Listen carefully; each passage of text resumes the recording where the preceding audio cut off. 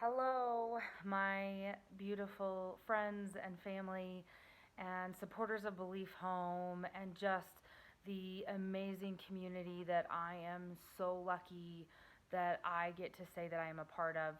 I have a very special message for you today about some things that we are putting in place as we speak in Dodowa Ghana in Africa. I apologize for the backlighting. There was not a better place for me to do this. And then again, I apologize for sound. For some reason, my phone really likes to make the sound go in and out. So, um, all of those apologies and welcomes and everything. I really hope that this video finds every one of you happy and healthy and well, and your families are safe and well. And I will send a prayer that your families continue to do so. I do want to take this moment, though, as a public health expert. You may or may not know I do have my master's in public health, to relay to you, but not to scare you, that this pandemic will get worse before it gets better. It's going to get worse in the US, it's going to get worse in your hometown, it's going to get worse in Africa before it gets better.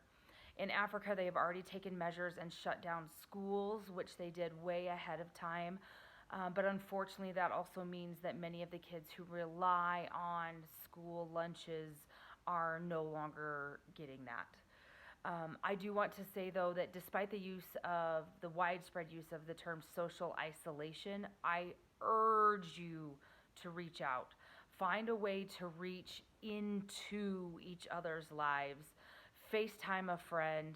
I am so grateful I got to FaceTime the kids at Belief Home today. Oh, wow, what that did for my heart and my spirit.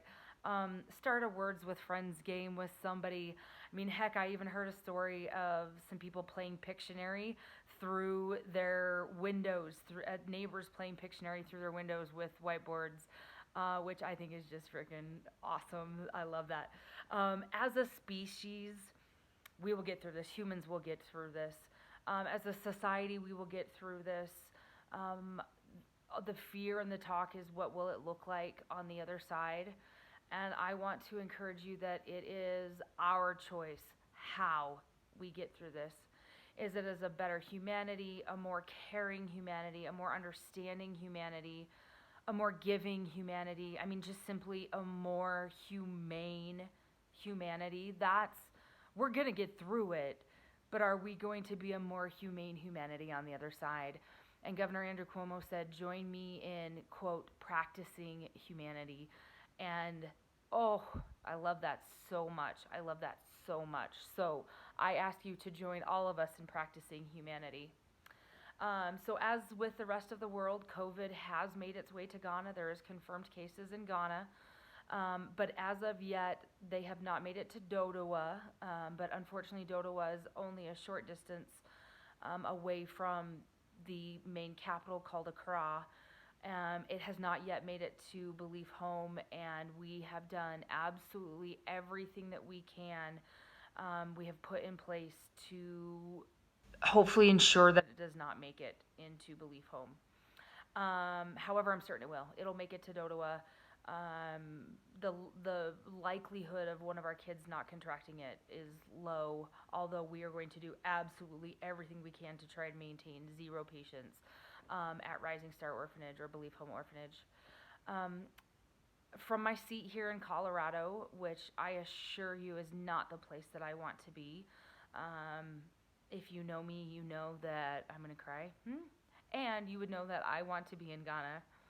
I would rather be there holding my babies, shielding them, and protecting them.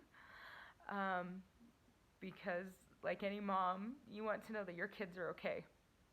So, like I said, as of right now, schools are closed and all of our kids are home, which means all of our kids from university are also home. So, can you imagine? We have 60 plus kids who have been quarantined into the walls of Belief Home, well, of the old Rising Star Orphanage. Um, and we are stopping building. We were at one critical point that we couldn't stop, but we will stop building as in the next couple of days. Workers are no longer allowed to mingle with the kids. The kids are no longer allowed to go out to the workspaces. And again, this is for personal distancing. We have restricted the home to no visitors. So, no visitors of any kind, churches, good well doers, people who want to donate. And that, again, is a personal isolation, a social protection to try and make sure that we are trying to isolate them as much as possible. Um, our nurse, Rukia, has been absolutely indispensable in this. I was very frustrated with my trip in January. It was short, it was expensive, and I did not accomplish the one thing I went down there to do. What did happen was Rukia. Rukia came out of that January trip, and it must have been powers much greater than me that knew that that needed to be in place, because she has been our hands and feet on the ground. She has been at the home almost every day.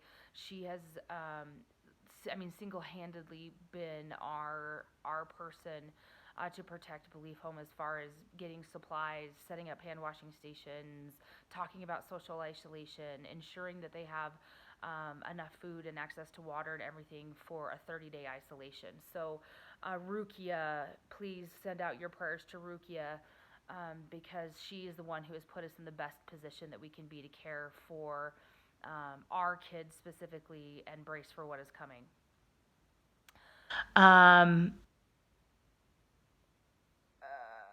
I already said all that. Sorry, you know me, I go on tangents, so I'm trying here.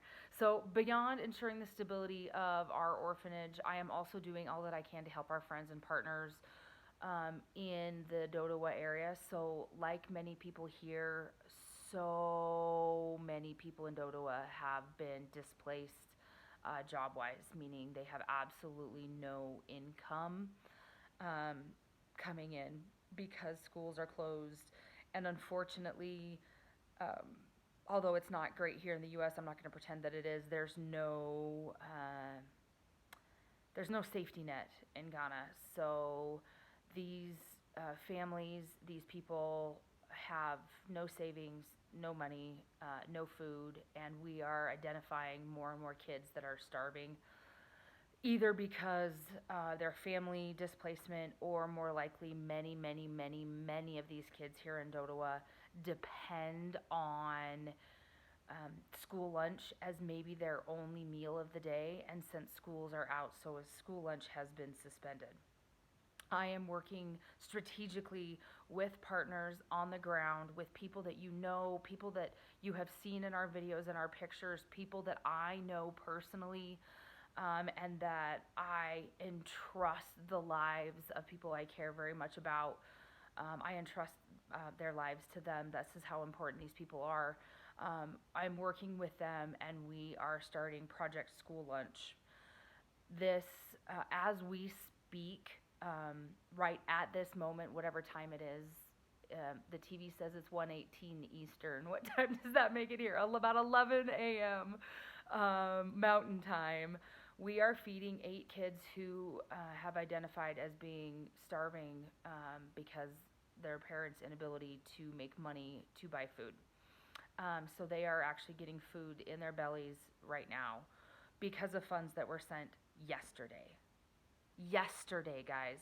Money that was sent to me yesterday is now rice in the bellies of starving kids. I cannot express to you what that means. So, we are going to, and I promise you that I'm, I am working with the right people to do this. We are scaling up to do that for more kids. We have some obstacles. One of the biggest obstacles is, again, we have social isolation in practice. So, how do we get the food to kids? We actually think we're going to set up strategic um, distribution sites, so that the kids don't have to travel too far to come to us, but we are unable to actually deliver to homes. We just don't have the network to do that. So, what it looks like at this point is strategic distribution sites, probably at schools that were formerly open. And we are working with women who will be cooking the food. So, we are also injecting into the economy, as well as feeding starving kids. So, we're going to buy the food, obviously locally. We are working with women there to cater this food in the safest practices possible. All of these women no safe catering practices. They actually have catering businesses. So it's not just some woman who doesn't know how to do it. We're working with specific women who know how to feed many people, and we'll set up strategic distribution sites. Along with that, we are identifying specific families and or kids who need extra help and extra reach out. And so this is going to be a big operation. It's going to take a lot of hands, and guys, it's going to take money. It's going to take money to do this. Thanks to one great donor, we have kind of the startup capital that we are going to go to the market with tomorrow. But just $10 a week, guys, $10 a week, we can feed a kid one meal a day. Like I said, we're calling it Project School Lunch. We're going to do it just like people here in the U.S. are doing, where it's a grab and go lunch at a distribution site. It will only be once a day, but it'll be food in bellies. And I want to urge you that, I've said urge a lot, but this seems so important to me, to reach out to the people closest to you first. There are so many people in need here in our lives, in our communities. Please reach out to your friends, your families, your neighbors, your communities, your displaced restaurant and food service workers. Reach out to them first. Help them first. That's the only way we're going to get through this, is that we've got to help our communities first. After you have done that, if you are one of the fortunate people who still have PTO, are still getting a paycheck, I'm still working 10 hours a day in essential services with Amazon Fresh Delivery, which I am beyond grateful for. If you have any extra, even if it's $10 a week, that's a kid you're feeding, I'm asking you to send it to me. I normally do not prompt you to please send it to me via PayPal or Venmo, but I'm asking you to do that this time. I will put the links with this video. It's paypal.me/MandyCase. Please make sure you select it as paying a friend or family instead of as a product or service, because then we don't get the fees taken out. Venmo at MandyCase, MandyIECASE.